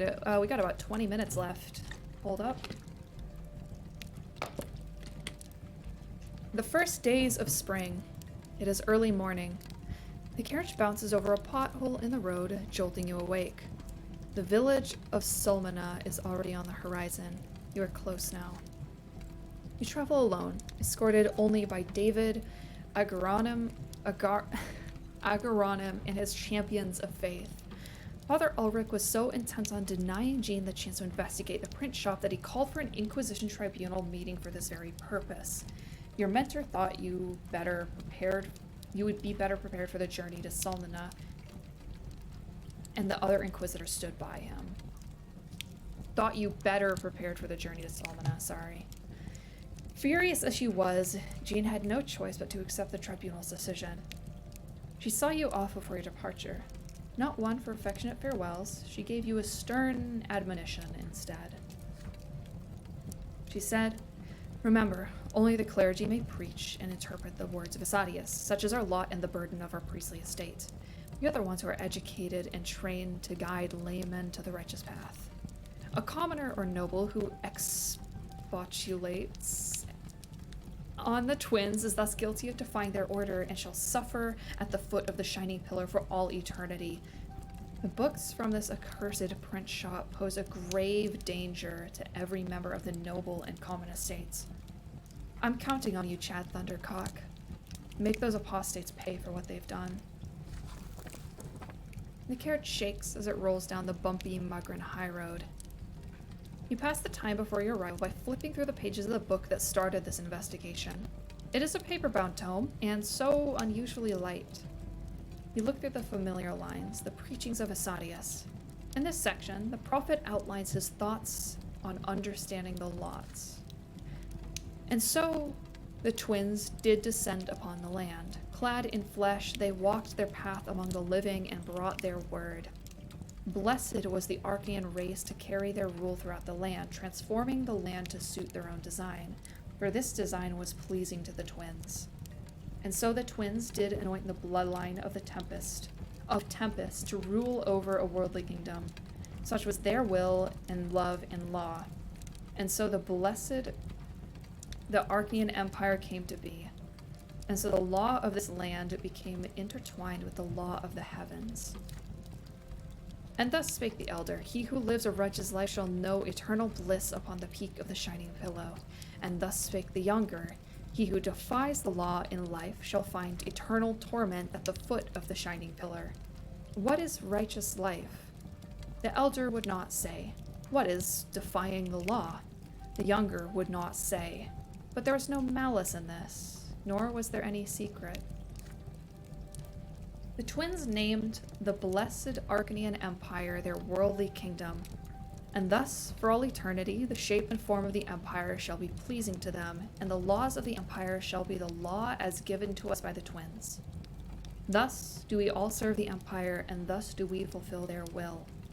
The nobleman serves with the sword and rules over other estates, for such is his noble lot. The commoner labors for the good of the empire. Your eyes shift to the notes appended to these lines. Their author is unknown. Prophet Asadius, being the first disciple of the elder, addressed the twins by their side. "What is your will?" he asked. "How does one live a righteous life in keeping your law?" He was granted a revelation and given a reply.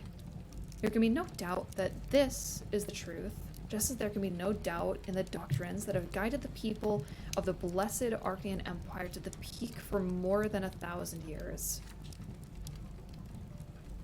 But this answer was given to the prophet in a time where the world was unlike the world of the present. The Archaean Empire was surrounded by enemies on all sides, and many lesser races and civilizations lived among us. Powerful sorcerers fought to resist the will of the true gods, and the priests of false gods were corrupting the people's souls with their profane rites. This was an age when the Archaean Empire had no nobles of the mantle, nor any nobles of the human race. Nor did it have any commoners to toil and labor and be ruled over for the good of the empire. The empire has changed drastically since the time when Prophet Asadius was given his answer. The empire, its forms, and its laws have all changed. And so, our path of service to the empire and twins must change as well. We must cast away the old answers. We must forget Asadius and the lots. The carriage comes to a halt. It is time to put the book away. You have reached the village. The locals are ready for your arrival. There are no women or children outside, only men. They casually lean on pitchforks and scythes, as though they just happen to have them on hand. The miners remain close to their pickaxes and sledgehammers. They eye you with suspicion, waiting for you to act. And so you speak to them loudly. There is a print shop in this village. Where is it? The villagers do not answer. They only clutch harder at their mattocks and staves. Some of them reach for rocks. The peasants surround you on all sides. The champions of faith, in turn, reach for their swords. Captain Agaranim is ready to give the order to attack at the slightest provocation. But then you spot a figure on the hill, a man with a staff dressed in white. It is Father Leonard, abbot of the temple by the silver tree. He waves to you and walks down the hill. The crowd parts before him.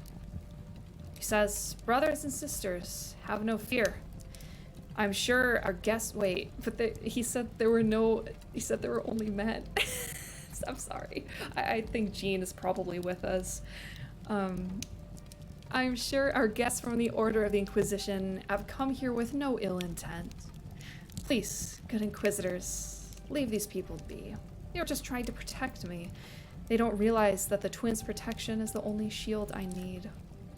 Come with me, my friends. I will show you what you seek.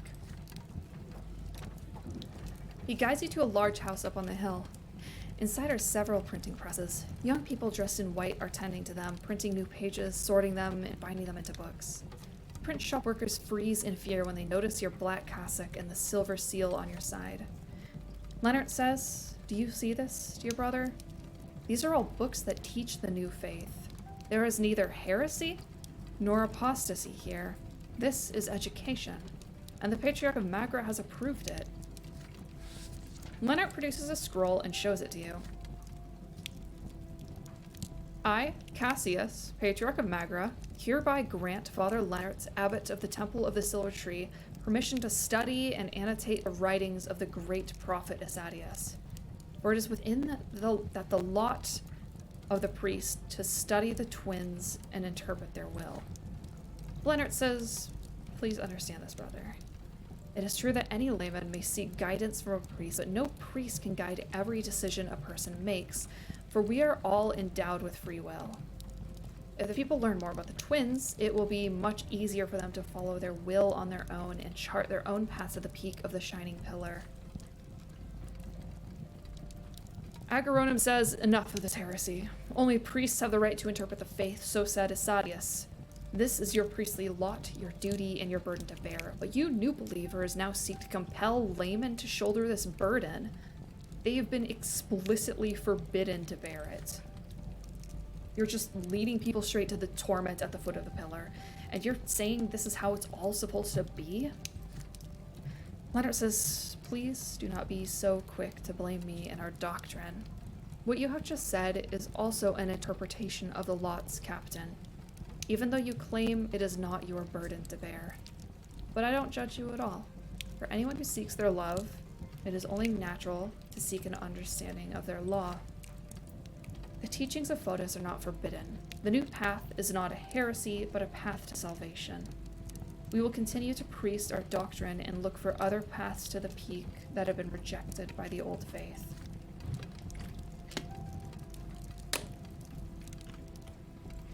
It saddens me to see that our teachings are still met with such fierce resistance from the clergy. Even here in Magra, the birthplace of the new faith, even when the patriarchs of Archaea and Astinia have acknowledged the truth of the new faith and preach its doctrines themselves. Captain Agaronim's brow furrows. He looks at you. "It is your lot to judge matters of the faith. You are the one who must decide. I mean, this is easy, right?"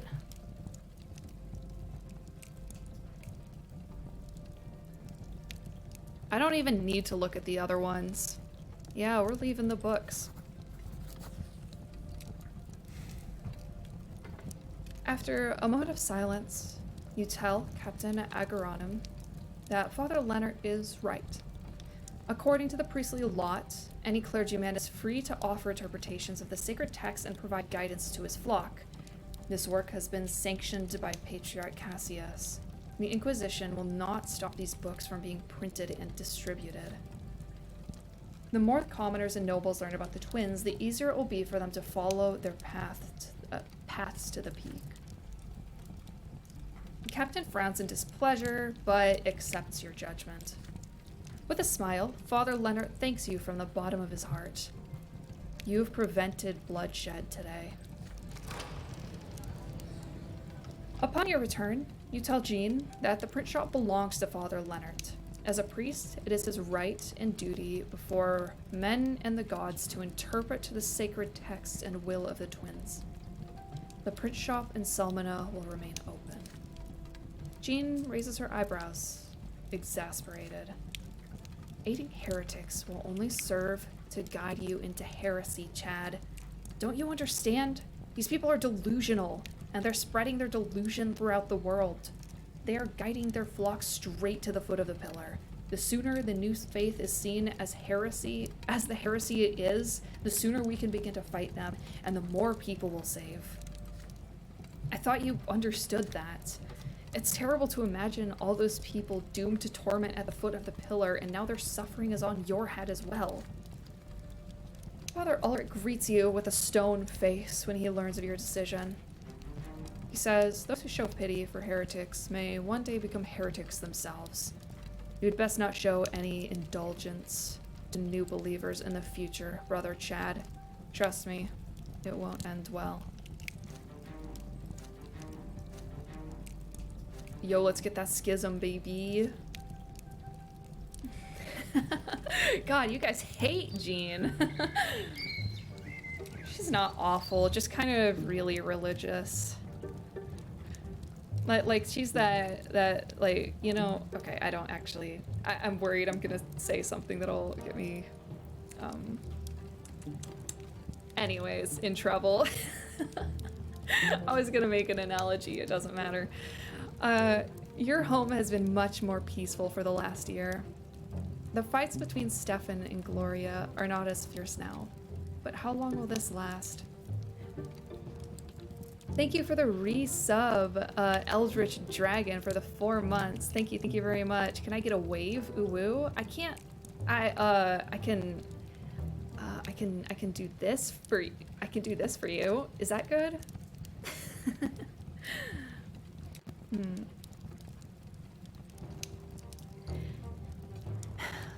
Your home has been much more peaceful for the last year. The fights between Stefan and Gloria are not as fierce now. But how long will this last? Your job takes up all your time. You see your parents and siblings less and less often. Sometimes you don't even know what they're doing while you deal with the constant stream of duties. This morning you head out on urgent business. You take one step out of the gate and run into a uniformed guard. Captain Leonard says, Chad Brante, your presence is requested at the prefecture dungeon. Taken aback, you ask what this is about. He says, we have your brothers, Stefan and Nathan Brante, in a cell. They were arrested last night at the Steiner's Inn. They asked us to send for you. What did they do? What the hell? The cells in the prefecture dungeon are cold and damp. The guards lead you to the bars, and behind them, you see Nathan huddled in a corner. Your younger brother is unshaven, more disheveled than usual, and reeking of wine and filth. Near the cell, you see Stefan grimly sitting in a chair. You guess that the guards thought it best not to put him in the same cell as his lowborn brother. Upon seeing you, Nathan lets out a whimper, and Stefan cracks a bitter smile. The sheath on your brother's belt is empty. Stefan says, there you are at last, Chad Thundercock. Have a look at our younger brother. Yesterday, he got drunk in the company of some dubious fellows. They are commoners, yet they dared to surrender to pleasure. They started a brawl, wrecked the inn, and harassed the waitresses. As soon as I heard, I rushed to save this drunkard from shame.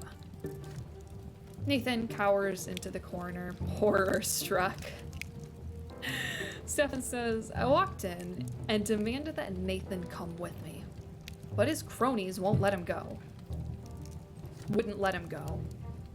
Nathan says, "That's not true. You just grabbed me by the collar and dragged me after you. You nearly suffocated me." Stefan says, "Shut your mouth, cur." So, brother, they seem to have some sort of sect. They all shouted defamations against the twin gods, and one of them grabbed me by the arm. I was forced to skewer this heretic with my sword. I hope a lesser death will teach him never to lay his filthy paws on a nobleman. Nathan says, "He was just trying to talk to you, Stefan." Silence. Then the guards barged in, and here we are. I've been accused of an unlawful murder. Apparently, the new laws allow killing a commoner only if he attacks first or wields a weapon. They say that in the event of an insult, I'm supposed to file a complaint with the prefecture. So now they're going to seize my sword for a whole year. What a shame. It's all your fault, Nathan. Thank you for the resub, JTB, for the 4 months. I really appreciate it. Stefan gives the bars a furious kick. Nathan covers his face with his hands in despair. "Chad, brother, you are our only hope. Get me and my sword back and get us out of here, and fast. We have to bury this sordid affair as deep as we can before anyone finds out. Save our family from shame." Oh, Jesus, man. Alright, we don't have Path of a Nobleman. We don't have enough Inquisition power. We don't have the Path of the Lawless or High Enough Spy Network. Man, fuck. Thank you for the sub, Grim and Nexus. Thank you very much.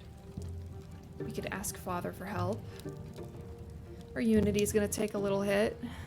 Our reputation is really bad, but this one makes it even worse. Yeah, we frankly don't need any more willpower. Refuse to help Stefan acts noble, it constantly brings shame to us. God, you're right. Like, you're goddamn right, but...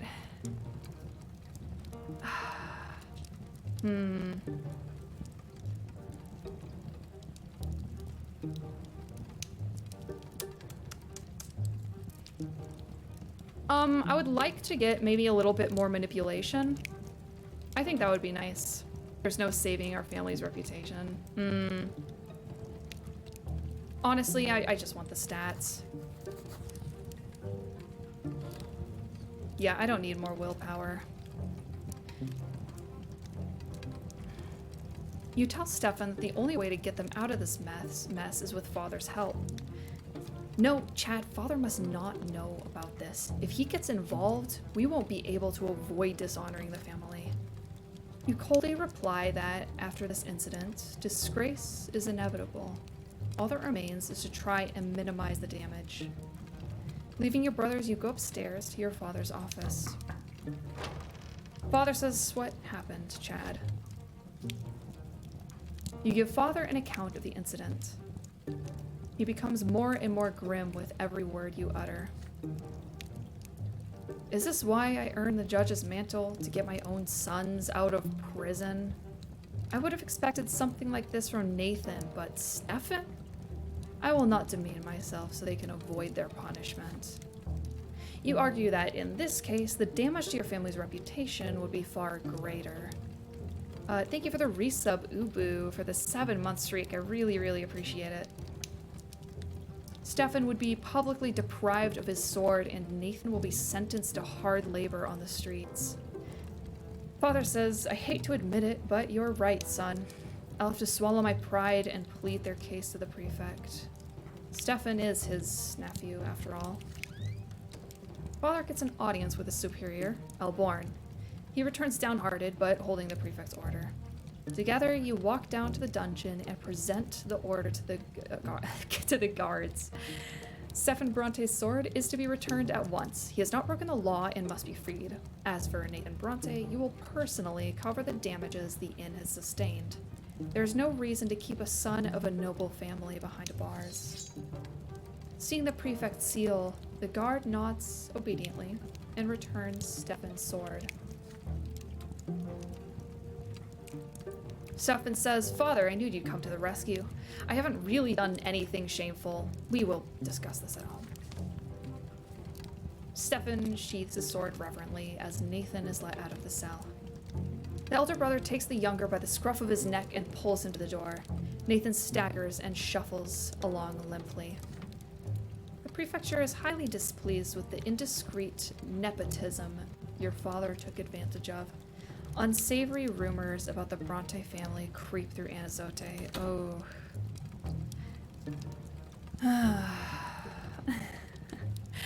Just another thing for us to fuck up, chat. Back home, Father lectures Stefan. Your elder brother objects and blames Nathan for everything. He says, from now on, there will be no more drinking bouts or other nocturnal exploits, Nathan. Who are these rogues you've befriended anyway? Stop shaming this family. If you're so worthless, at least let others go about their business in peace. Do you understand, you blockhead? Nathan remains silent, staring despondently somewhere above him.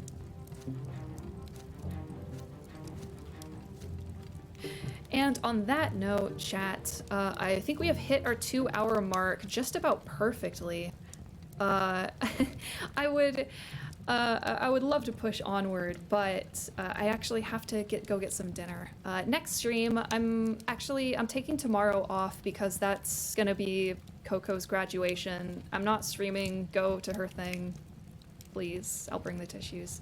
But I'm probably on Friday. I'm either gonna continue Dark Souls 1 or I'm gonna finish Katana 0. It's a little up in the air.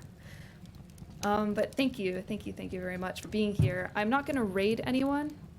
This is a long chapter. This is a long-ass chapter. I'm not gonna raid anyone because I just wanna, I gotta go get my food, and I'd like to hold a little bit of a conversation with them after I raid them.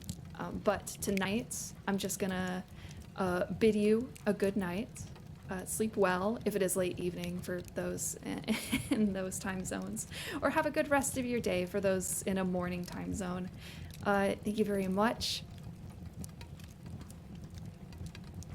Peace out. I give you a kiss on forehead. Mwah. All right. See you guys soon. Have a good one.